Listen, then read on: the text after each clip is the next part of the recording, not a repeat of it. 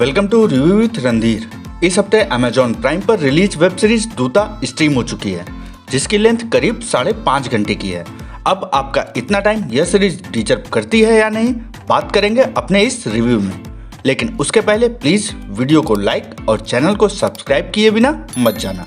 Series की कहानी एक कामयाब जर्नलिस्ट सागर की है। उसकी लाइफ में सब कुछ सही चल रहा है, तभी एक दिन उसे एक मिस्टीरियस अखबार का टुकड़ा मिलता है जिसमें जो कुछ भी लिखा होता है वो सच हो जाता है।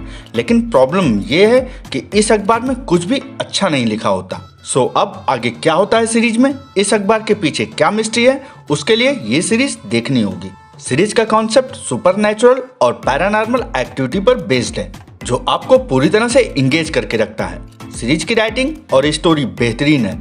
लेयर बाय लेयर जिस तरह से सीरीज के ट्विस्ट और टर्न रिवील होते हैं वो देखने में मजा आता है। सीरीज का डायरेक्शन जबरदस्त है। वैसे तो साउथ की मूवीज हमेशा कुछ बढ़िया और यूनिक होती है, लेकिन इस बार इस सीरीज ने भी पूरी तरह से इम्प्रेस किया है।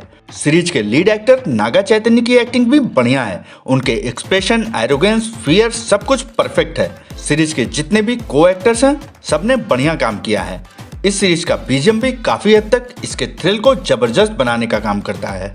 जब मैंने सीरीज का ट्रेलर देखा था तो मुझे ये ठीक ठाक लगी थी, और जब ये सीरीज देखने बैठा तो पहले एपिसोड से ही ये सीरीज पूरी तरह से इंगेज कर ली, जिसे मुझे कंटिन्यू देखना पड़ा। सो अगर लगभग 5.5 घंटे की भी सीरीज आप बिना रुके देख लेते हैं और बीच में छोड़ने का मन नहीं करता तो क्या कहूँ, अब सीरीज बढ़िया ही होगी। ऐसा नहीं कि इस सीरीज के सारे पॉइंट पॉजिटिव ही हैं, कुछ एक निगेटिव भी है, जिसमें वही एक इशू जो लगभग हर सीरीज के साथ होता है, वह है इसकी लेंथ, जो कहीं कहीं पर थोड़ी फील होती है। और एक चीज जो मुझे खटकी वह है इस सीरीज का इन्वेस्टिगेशन। मैंने ऐसे सुपर कॉप कभी नहीं देखे।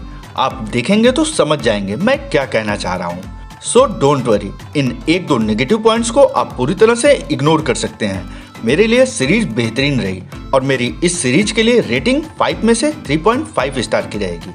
गुड बाय दोस्तों।